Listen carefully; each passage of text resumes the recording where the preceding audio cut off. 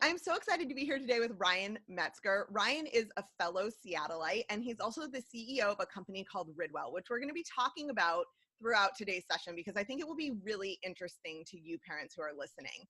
But like any good parents, we actually met in a Seattle parents group on Facebook, and we connected over our mutual experience of having kids, but also our interest in sustainability. So I'm really glad to have Ryan here today because I think those of you listening have a similar interest in sustainability, what you need to know about recycling and making good conscientious choices, and then how to teach those choices to your kids. So Ryan, thank you so much for being here. Thank you, Amy. Thanks for having me. It's great to be here. Awesome. So we're going to talk more at the end about what this company Ridwell is and how people can learn more about it. So I just want to dive in. This is a little bit of an interesting space to be in, like running a company based around recycling. So can you tell us, like, how did you get into this space and what do your kids have to do with that? Yeah, it's an interesting story, and it's one I love talking because it wasn't my intention to start something like Ridwell. It was really it came out of a project that I did with my son, and he's now 7. And so in our house, we had a room, and I would imagine some of your listeners and you may have a room too, where it's sort of your getting rid of stuff room. And so you have your pile of things to take to Goodwill when you have time. You have maybe some styrofoam that arrived. You might have some old batteries, stuff like that. So we had a room that was piling up, and I have a son as well, and my wife works, and we're very busy, so it kept piling up. And so I decided one day, along with Owen, why don't we just do some research? He's a very kind of curious kid and into the science around things, and so we decided just to research what happens in different categories, and then we spent part of a Saturday taking a category somewhere. And so we really stumbled upon really the breadth of options there are for things that you can take to be reused or recycled. We eventually told some neighbors, because if we're going to drive across town taking our batteries, why don't we have some neighbors who may have some too, and we'll save them a trip, and we're going anyway. And so we started just sharing what we were doing with others, and they gave us their batteries and their styrofoam and things like that. And eventually that became very large. We gave it a name called Owen's List. That's his first name. And so suddenly thousands of people in Seattle were leaving things out for us that we would pick up. And it was really the demand for that we had, and the appreciation that people gave to us, that really inspired myself and a few others to start Ridwell, which was sort of an expanded version of what Owen and I did for our own kind of junk room. Awesome. I love this so much because it's so relatable. First of all, who has not driven around with Goodwill donations in the back of their car for like 2 months? I do it all the time. And we also have like a pile of batteries and a pile of old light bulbs. And I love this idea of consolidating the effort that it takes to treat these things well and help people like filter it out of their houses more quickly. Cause I mean, all of us with kids like already have too many things as it is, right? Like we don't need a room full of recycling. For sure. And also I have a curious kid, so I really resonate with that idea of like, where do these things go and how do I recycle them, and are they recyclable at all? Yeah. And so I think that would be an awesome place to go next, is what I'm thinking of as like recycling 101, because truth be told, I try to live a sustainable life, but I don't know a ton about recycling beyond what I am allowed to put in my recycling bin, which is admittedly quite liberal here in Seattle. We have the benefit of that, but I know that's also not true anywhere. So I think the best place we could start is just like, can you tell us a little bit about what do parents need to know about recycling? What is this concept of single stream recycling, and how does it impact like what we actually do with the stuff that comes into our home? Yeah, I think even starting before recycling, it's important to know, you might have learned when you were in school or whatever, the 3 R's, and there's songs about it, and there's reduce, reuse, recycle, and those are in that order. So if there's ways to reduce what you bring into your house, if there's ways to reuse things, those are actually better than recycling in most cases. And so I think if you're making choices about what to bring in, or you're getting rid of something, first look for ways to reuse something. And we can talk more about how Owen and I have come up with ways to do that. But once you get to recycling, that is, of course, better than throwing things out. I love this concept of reduce first, then reuse, then recycle. And I'm so glad that you brought it up. I was actually listening to the Minimalist podcast recently, and they had a session on donations, and their name is very obvious. They're all about being minimalist, but Yeah. they were saying the best way to reduce clutter in your house is to not let it in the first place. And I think that's so true for waste also, right? Like Mhm. the more we can not bring it in, or if we do bring it in, to find a way to reuse it, the better. But I Mhm. think the reality is like there are things that are going to need to be recycled. So Absolutely. I would love to hear more about like what do we need to know about recycling? We've tried those first two things and we still have styrofoam and batteries and light bulbs and all For the things. sure. Yeah, yeah. So I think I'll separate like alternative recycling, as I'll call it, that is stuff that shouldn't go in your main bin. And in Yes. Seattle, we have something called single stream, as do most markets. And so that's the sort of current way of doing things, where you have our bin is blue. And so you put things in that bin all together commingled. Prior to that, there was something called multi-stream, where you might have remembered, where you'd have a bin for glass and a bin for metal and a bin for paper. So single stream, it's really important to make sure things go in there that should. And so cities will give you a big pamphlet with all these little pictures of things, and that's fine, but it's very hard for families and kids and everyone to really remember all of those pictures. So what I like to tell people is there's really 3 rules that they can follow, and then they can answer most questions around should this go in your bin or not. And so the 3 rules are: what is it made of? An important thing there to note is that it needs to be only one material. So if you look at it and it has both plastic and metal, for example, then it can't be recycled. Because what happens in recycling downstream is they separate things into categories. And if it's multiple categories, it doesn't work.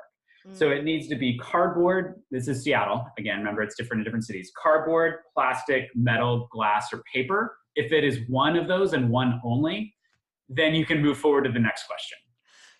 So this is so interesting, and I just want to like put an underline under it, because I think in my head, again, not a recycling expert, in my head I've thought, well, they're all going in the same bin anyways, so as long as it's one of those things, as long as it's made up of those things, even if it's 2 of them, then it should be able to go in there. But what I hear you saying is like the actual item itself needs to be made of one of those materials, even though all of them can go into the bin.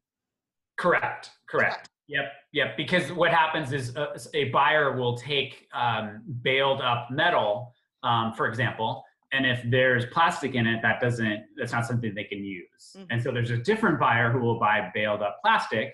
And again, if there's metal in that, then they can't use the metal. And so with single stream, it goes to something called the material recovery facility.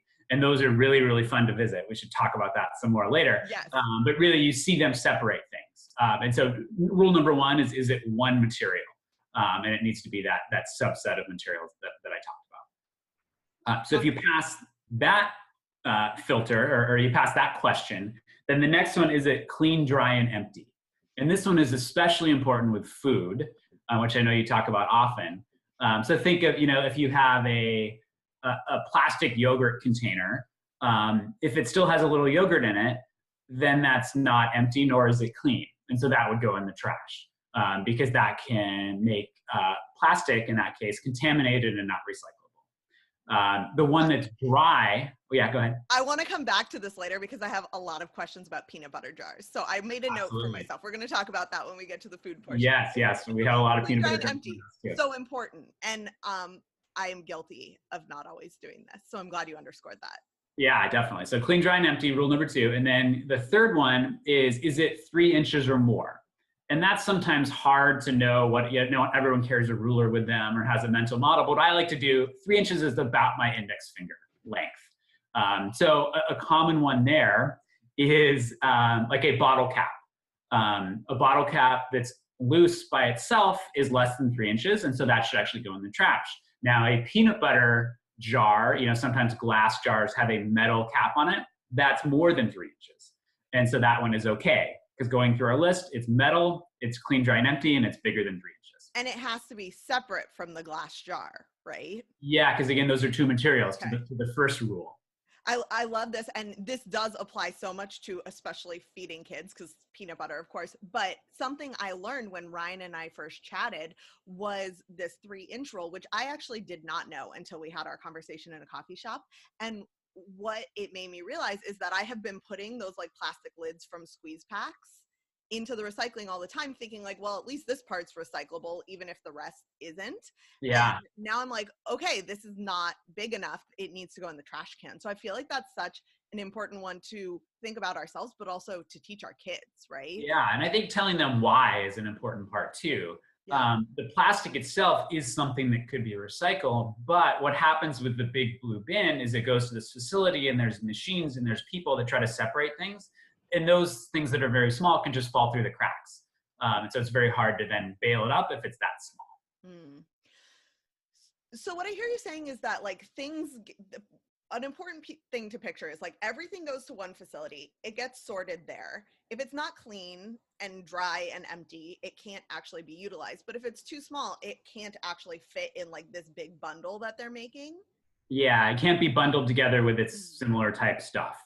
I love that visual because I think it helps to make these things more obvious, right? Like they're going to take one material.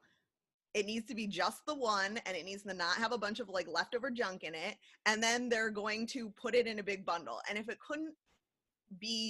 neither of those things could be done, that it's one material that could be put in with everything else and that it's big enough to be done, then it doesn't go there. And also adding to that, if it has a bunch of food in it, then that big bundle the whole bundle can sometimes be spoiled. Wow. Because if it has food and it smells, they told us a story when I visited a recycling facility that contaminated milk or dairy stuff can make the whole thing smell. And that will ruin the whole batch of whatever is being sold. So the clean one is definitely an important one to be careful of too.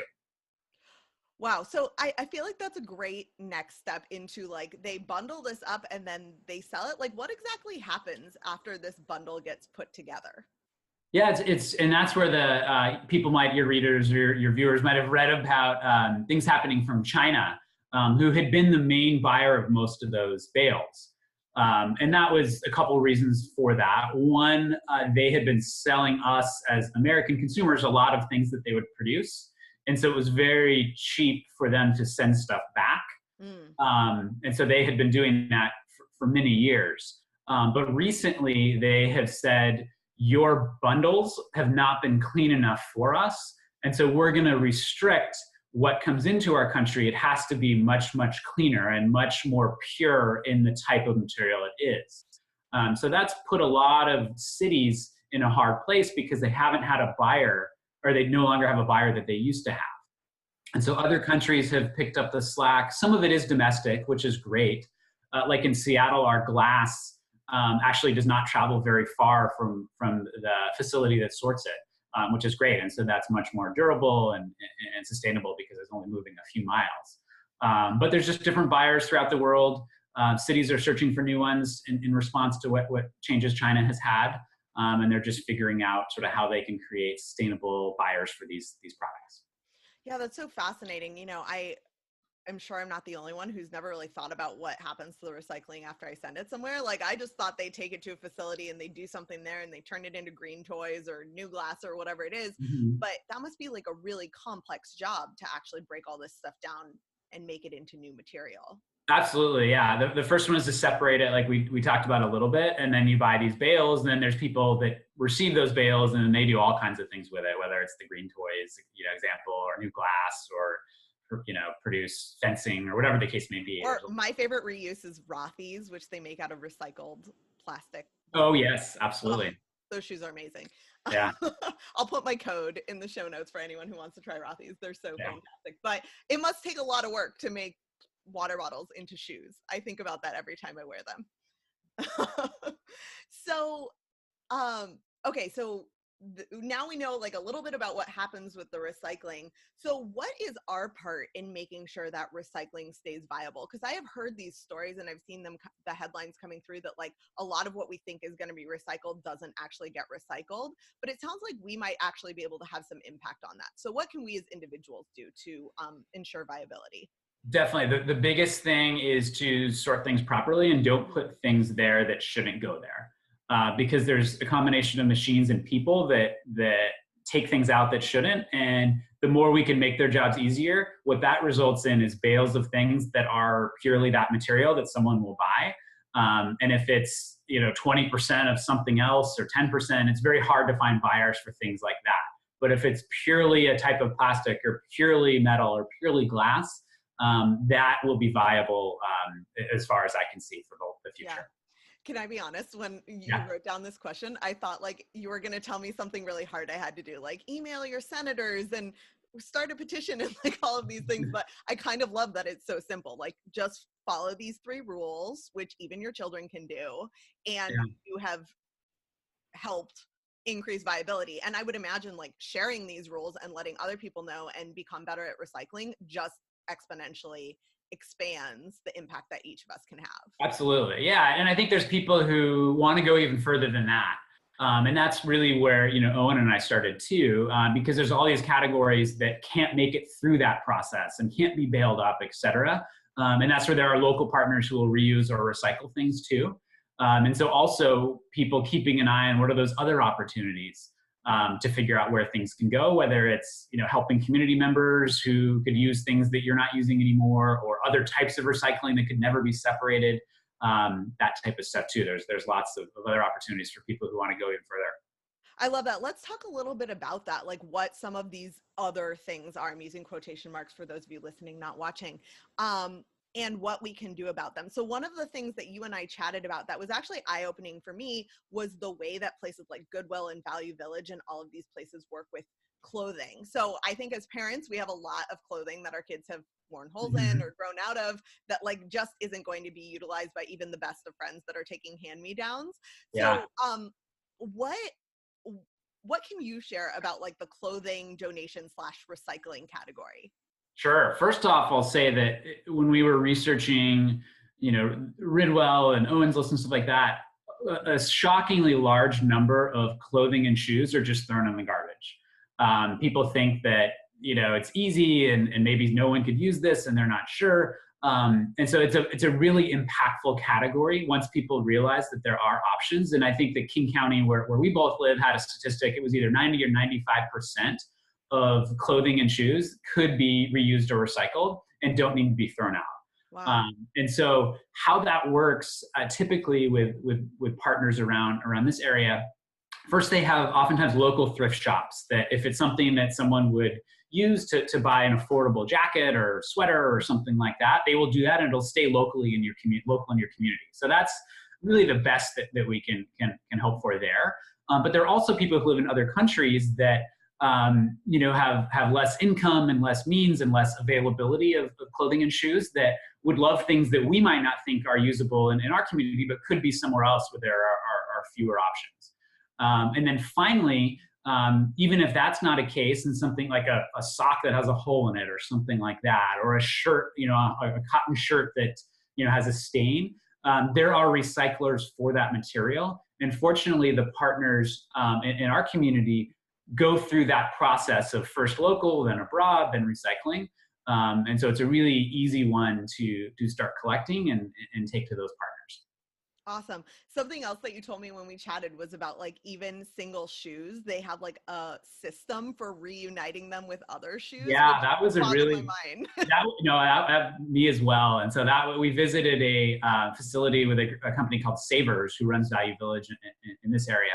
And they collect single shoes from all their stores throughout the country. And then there's someone in another part of the world who collects them and has a really, really high match rate of shoes. And it's amazing to think that, my size 10 Nike that I lost the other one, someone in Kentucky might have the other side. And so because so many come to this one spot, they're able to match them up. And then, someone in Africa somewhere can wear my shoe and someone else's shoe.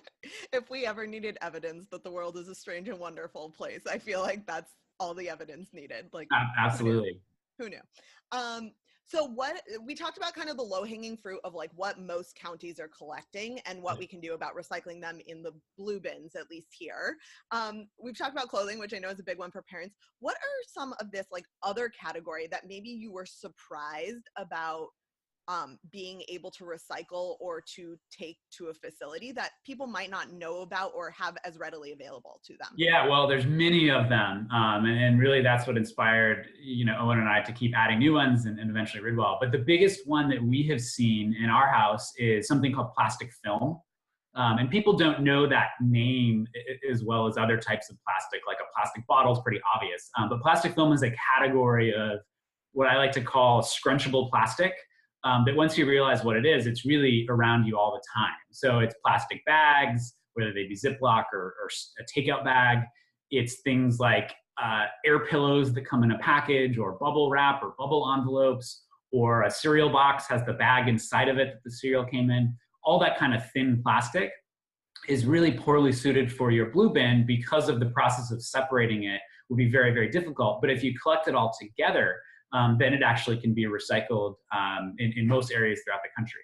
And that's one of the things that Ridwell collects, and we collect a large number of it because it's so common.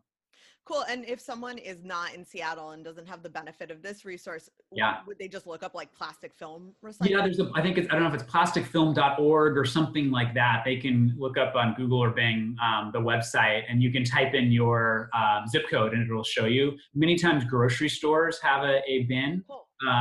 Target is a common one, and I know Targets are around the country. They'll have like a bin for plastic bags and plastic film, and so that's a place that people can take it to. And one of the things that's so obvious about this that maybe people won't realize is like it's actually really easy to just collect all of your plastic film in a big plastic film bag. Like the first one you get becomes the collector. Because it crunches down. Absolutely. Adorable bags that I will share pictures of because I am a Ridwell customer. But if you don't have that, like it's very easy to collect them. And then when you go to Target or wherever they might have, just like take that big bag of them somewhere. I have noticed a huge impact since I started collecting those. And it's really eye-opening to think like how much of that would have just ended up in a trash can when it can in fact be recycled. Yeah, and that stuff is a great domestic processor too. It actually gets turned into like decking and fencing material that looks like wood, but oftentimes is more weatherproof. Is that the like Trex stuff? Absolutely, yeah. Awesome. I've heard good things about Trex. I love that people are so creative to like take these things that we were throwing away and make it into other things, and ingenious from a business perspective. Rothy's this applies to also, like make it actually quite expensive because they are durable and well made and all of these things. But I really admire it from a business perspective too, that they can like upcycle it into something that is really in demand and serves people, right? Definitely. That's cool. So other things that I know you guys collect are like batteries and light bulbs. Is that similarly like if you are, I mean, what parent doesn't have a million dead batteries from all of the toys? You just look for battery recycling near you, or like what's the best course of action for it varies city to city. So I would just do a search, and that was actually the first ever category we did. And for us, we eventually found a hardware store that had a little bin that we could bring it to. So sometimes it's places like that. Sometimes places will, like cities might have a facility you could take it to that the city runs. Sometimes a grocery store might have it. So it's just a matter of figuring out where it is in your community and then saving them up and taking there. And if you want to take some neighbors like we did, please do. I'm just imagining you guys walking in with like big, huge things of batteries into like a grocery store that has like this little bin in hopes someone. Yeah, we've definitely filled up bins before, that's for sure. That's awesome. So I think this is a great transition into talking a little bit more about food, because there is so much here that applies to the food that we purchase. And I, as much as the next person, have this ambition of living a like life where I take my own glass containers and fill them up in the bulk bins and all these things. I actually used to teach a class on that at Whole Foods. So it's something that's near and dear to my heart. And truth be told, I never, ever do it. Like the barrier to having to weigh the container up at the front and knowing how much it is and all of those things, it's just too much. So I think the reality of being a busy parent is like we are going to make convenience choices when we go to the store and make purchases.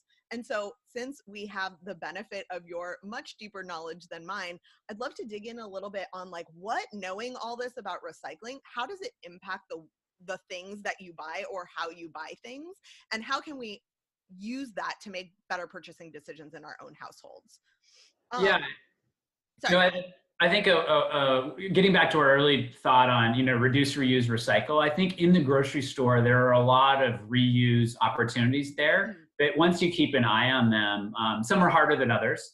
But if there are reuse opportunities in the grocery store, that's what we try to look for. So a simple one that we've been doing for years actually is when you buy produce, which we buy a lot of, those kind of single-use bags that you put your green beans in, we bring our own.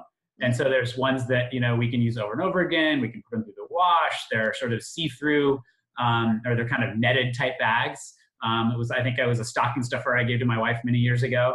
And we keep using them and just bring them with us. Same with the bags that you take all of your groceries in. That's a really easy one. Instead of the paper or plastic that oftentimes you're offered at checkout, bring your own. And so we have sort of a kit that we bring when we go to the grocery store. And it consists of the kind of handled bags that carry everything in, and then the produce bags that are a subset of that. So those are a couple of reuse opportunities that we like to use. I love that. Can I ask a question? Because I always forget to bring bags. If I am in the produce section and I don't have my reusable bags with me, is it better to pick the plastic, which now I can recycle some plastic film, or the paper ones? Is there like an obvious better?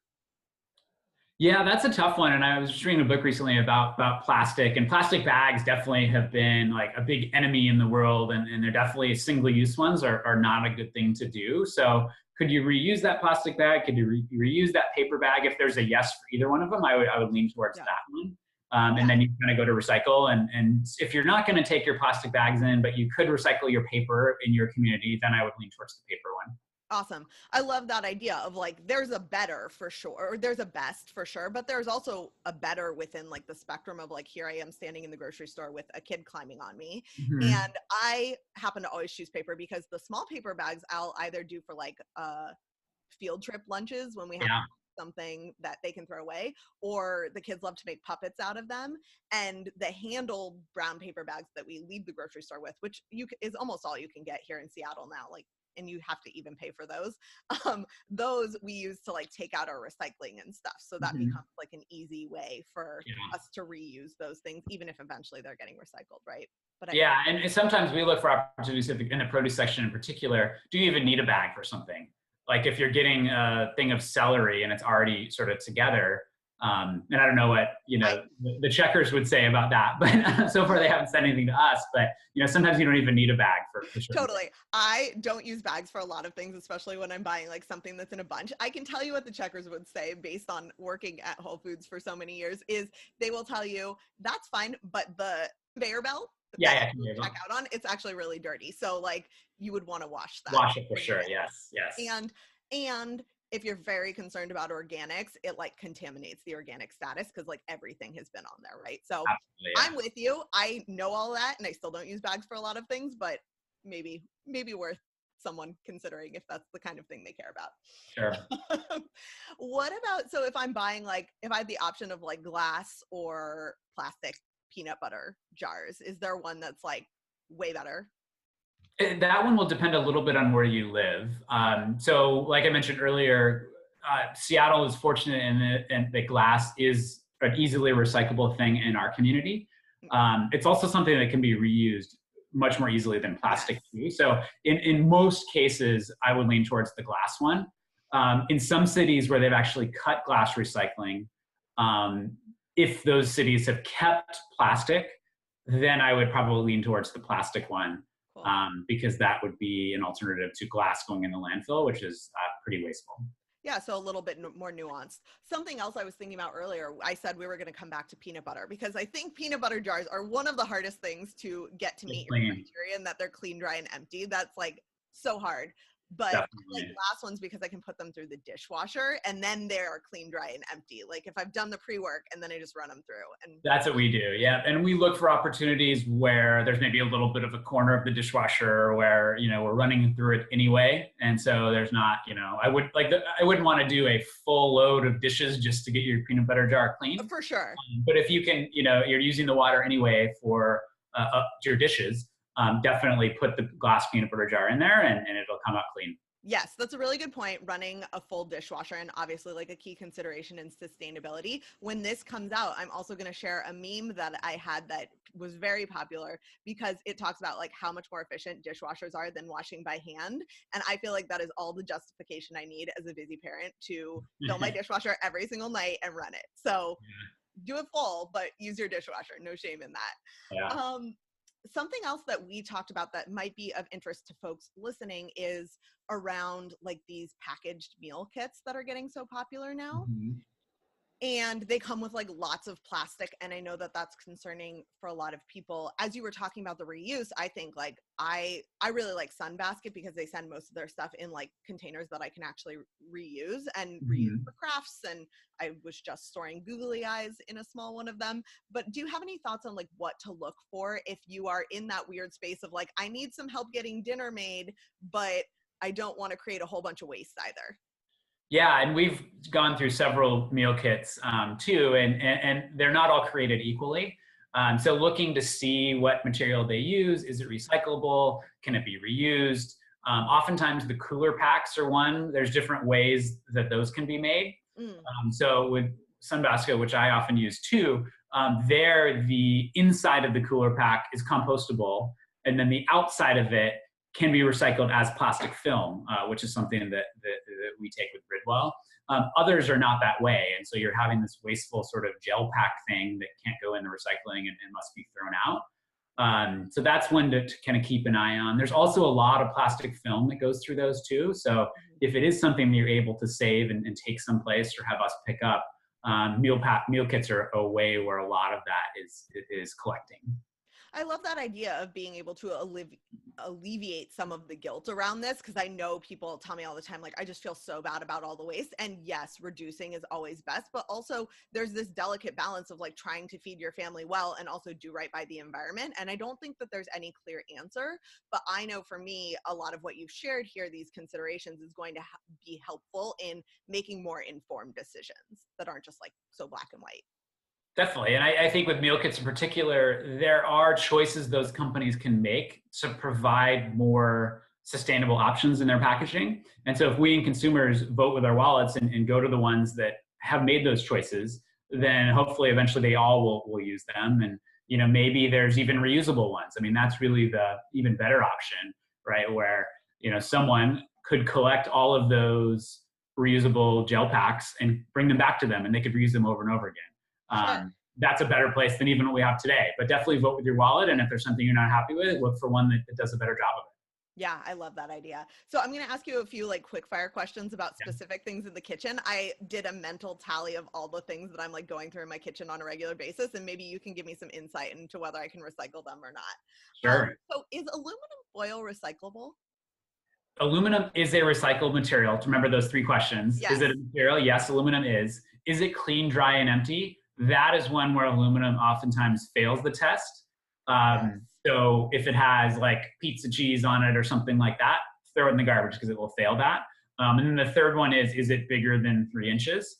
So like if you kind of ball it up and it's really a tiny, tiny piece, then I would just throw it out. But if it's a larger piece that is the first two, then yes, it could be. Okay, awesome. How about, we talked about plastic film, but what about like Saran Wrap type materials? Saran wrap is a type of plastic wrap that is unfortunately not recyclable. Now, plastic, there is a type of plastic wrap that is. So imagine like you go to Costco and you get toilet paper and it's in that type of wrapping there. That one is a plastic film type, but the really sort of stretchy, more kind of spongy type, that has a different type of plastic in it. And so that one is not. So you're talking about the Costco one, you're talking about more like commercial kitchen style wrap, or? No, it's more like the kind of sponginess to it is the difference. Okay. Where the like really spongy Saran wrap type, it's kind of sticky. That one is not. But if it's like a wrap that is not sticky, then that can be plastic film recycled. Okay, good. As long as it's clean. I will put some of my favorite plastic wrap alternatives in the show notes for this episode. There are lots of them for sure. Yeah. There's some amazing ones now. Those like beeswax ones come to mind. I just really stock up on like glass containers so that I almost never find a need for plastic wrap. Absolutely. Yeah. Lots of Pyrexes in our house. I actually don't even think I have any plastic wrap in my house right now. And I cook a lot. So that's telling me something. There are lots of alternatives.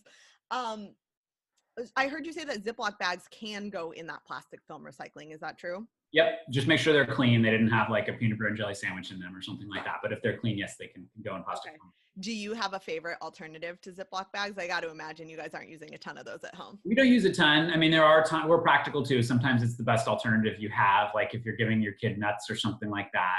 Yep. That's something where we still will use them.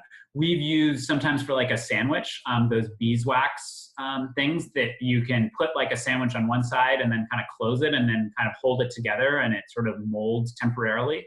Yeah. We use that for sandwiches sometimes. Cool. I really love, and I'll put a link to these too, these like paper ones that I got from Whole Foods a while ago, and they even have like a little sticky strip. It's just like a little 3M strip that holds it closed, and they're compostable and recyclable. And then obviously they have to be clean and all of those things, but those ones are really good. And then I've heard lots of good things about stasher bags, and that's on my list of things to get that are like made out of silicone, and you can just use them over and over again and throw them in the washer and stuff. What about, not that I have a lot of these, but what about wine corks? Yeah, that's a good one. And that's one that with Ridwell, we have 4 categories that we do all the time. And then we have a 5th that rotates. So wine corks has been a very popular rotating category. Cool. So it would fail several of those kind of rules we went through. Cork is not one of the main materials. It's also smaller than 3 inches. But it's one that you can take somewhere that will recycle it into new corks. And so if that happens, then and cork I actually learned comes from the bark of trees. So the more that gets recycled, the fewer trees bark they need to take off and turn it into new cork. So there's oftentimes grocery stores or wine stores that will have a collection. There's a few organizations that kind of power those and are the processor of them. Cool. So I would look, PCC is one in our local area that has a cork collection bin. So that's one, or definitely Ridwell has picked that up and definitely will so again. I think like corks and those kinds of things are also a great example of like just finding a way to let your kids help collect them. Like, is there a container they can put them in and they can help bring it to the store and those kinds of things, and involving your kids and making it a little bit more fun, and also teaching them that these come from trees and that's why we are careful with them and how to reuse them. And definitely like a lot of Whole Foods locations also will collect the corks. So I would just keep your eyes peeled, even if you're not in a Ridwell service area, to be able to. Yeah. A lot of crafts, a lot of people that do arts and crafts have used corks for different things too. So if there's not a collection spot, maybe there's a arts and crafts organization or someone who builds things on Etsy or something like that. We found someone locally in our neighborhood that was doing that. And so that was another alternative to throwing them away. What a great idea. I never think about that, but of course someone needs those, right? Someone much more creative than I. Yeah. What other food things have you been surprised by when it comes to recycling? I'm thinking like milk cartons, styrofoam, squeeze packs, like anything that's like, you've been like, wow, I really had no idea about that, and other people should know this. Yeah, a lot of the cartons, you need to be careful because there's 2 materials. So is it a paper carton with a plastic lid? And so in that scenario, you'd want to take the lid off and recycle the paper part of it by itself. Styrofoam. Sorry, a question about that. This is a question I've had for a long time. I'm glad you're here. Okay, I'm picturing a milk carton, right? Like it's made out of Tetra Pak or whatever, and it has like the plastic attacher and then a plastic lid on top of it. Do I need to take that plastic attacher thing out? Can I even do that to be able to? Yeah, so like an example I give people often is like a broth container. Yeah. Right, it has chicken broth in it or something like that. So in that scenario, the Tetra Pak piece, that is a paper form that is recyclable. So you would want to take off the plastic lid and then what the lid gets screwed onto. And that's pretty easy to do. Usually you just rip it with a couple fingers and take that piece off, and then send the lid and the part the lid attaches to, that's smaller than 3 inches. So that goes in the garbage, but the pack itself can be recycled as paper. Cool. Okay.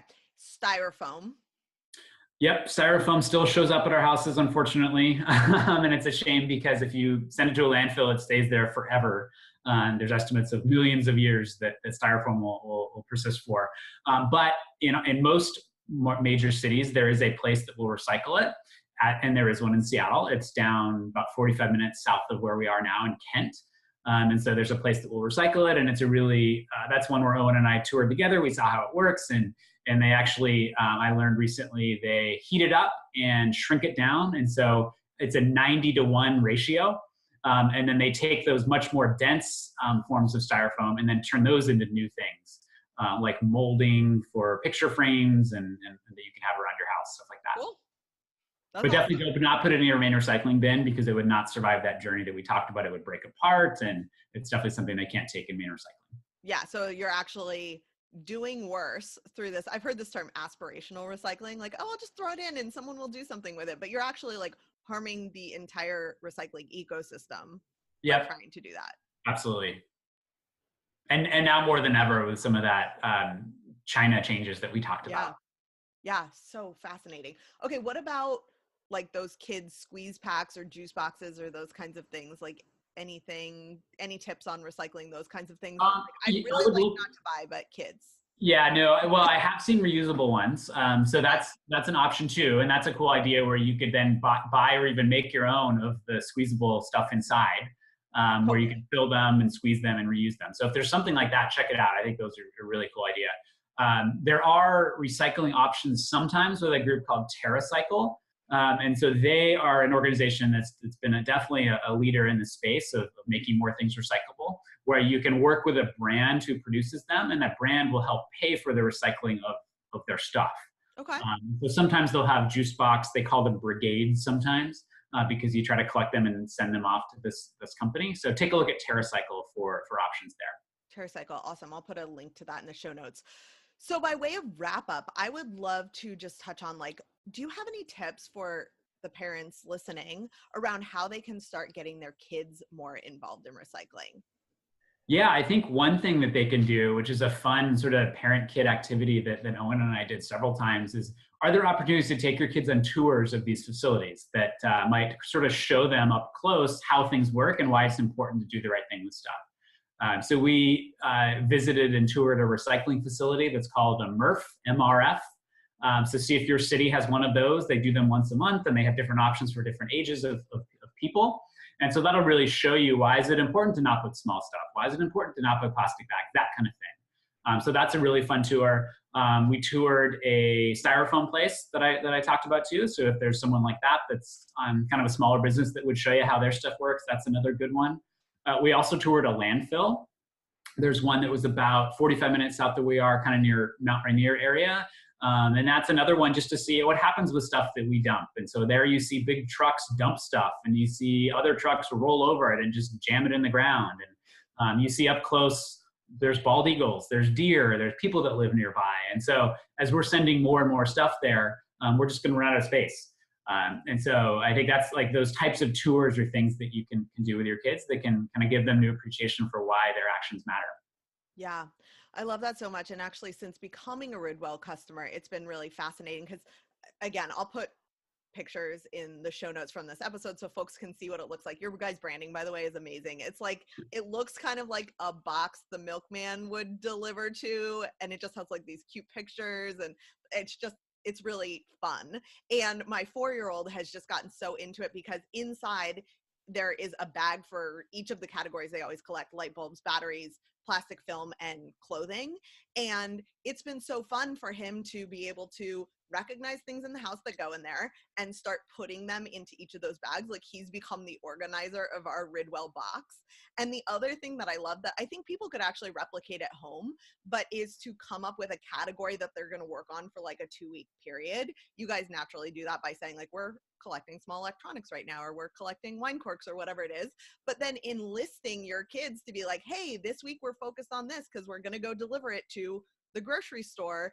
And making a game out of that has been such a cool way to just be more conscientious as a family, but also have the conversation with my kids. Because of course, they are the ones who are going to be impacted by the work that we do now, ultimately, right? Definitely. And I think laying that baseline is just so important, and something that I've been really inspired by in working with Ridwell and in having these conversations, just like, how can I teach them better so that they'll do better? Like, things that I haven't been doing perfectly, right? So I would love for you, I know that all of you listening are not from Seattle. That said, Ridwell is a really cool company, and I want you to hear about exactly what they're doing because, one, there's a chance that they might, come your way someday. And also, I just think there's a lot that all of us can learn from this. So Ryan, can you tell us a little bit about Ridwell and where people can learn more, even if they're maybe not in the Seattle area, but want to see what you guys are up to? Absolutely. So you can go to amy.getridwell.com, and we've actually created a special offer where your listeners can get a month added to their account if they do that. And so then you'll learn about how our service works. And so as Amy mentioned, there's 4 categories that we give you a bag for that we do every 2 weeks. Those are batteries, light bulbs, plastic film, and threads, which is clothing and shoes. We give you bags for those. We give you a bin, and it is very much like the milk company that you might have seen in your hometown. Same bin manufacturer that they use. And so you put that oftentimes on your porch, and then every 2 weeks, if you have a bag full or you have this 5th category that we talk some about, you would put it in your bin. We'll come by, we'll get it, and we'll leave you the empty bags. It's subscription, as low as $10 a month. And we've seen people, save lots and lots of time and help out the planet and their community at the same time. I know for me too, like you wouldn't know by looking at my house, but I'm kind of ruthless. Like I hate storing things that I don't need. You talked about the storage room, which is something I'm like always trying to move things out. So the idea that I don't have to collect batteries for a year to make it worth my time to go find the battery recycling area has been really like liberating for my mind that already has enough things to think about. Yeah, definitely. And we wanted we think people aspire to be that way, right? And so that's why we do it every 2 weeks rather than, you spend an entire weekend and you call 1-800-GOT-JUNK and they take an entire truck full. We hope to make it so people don't need to do that by doing it throughout the year where we can help them declutter and get rid of things the right way continuously. Awesome. I love that. So one of the things that we try to do at the end of each episode is give people like an action item, something that they can take from what they learned and really like go make change or do something that is going to get them closer to how they want to be. So I'm curious, Ryan, if you have one thing that you think every family could start doing today to create less waste or get better at recycling. I would say plastic film would be the one. And that's with Ridwell, that's by far our most used category. It's one that in most cities, there's an option to take places to. And it's something that once you realize what it is, it's really everywhere. So as you mentioned, find a bag and just start collecting all that stuff. Put your air pillows in that bag. Put your Ziploc bags in that bag. Put your cereal liner bags in that bag and just start to see how much of it you're collecting. Because by doing it that way, you're not harming recycling. A lot of people try to recycle those types of things and it harms the system dramatically. And it's also not being buried in a landfill either. It's actually being used to a domestic recycler. So because it's so common, because there are options in most communities, that's one that I think all families can do and really start to see the impact they're having. Awesome. I love that so much. And by the way, my Ridwell bag was full of plastic film almost right away. So I can attest to the fact that it is like a heavily utilized recycling option. And it's something that we have more of than I necessarily realized. So I think that folks listening are going to be surprised as well. If you guys do this, if you start your plastic film recycling bag, will you take a picture and tag me on Instagram? It's just at Cooking with a Full Plate. I would love to see this in action. Maybe show me your kid helping you with it. Of course, supervised because plastic bags. But that would be amazing to start seeing how people are doing this all throughout the country, whether they have access to Ridwell or not, and how you have been inspired to just try and create less waste that ends up in that landfill forever and ever when it could otherwise be utilized in a different way.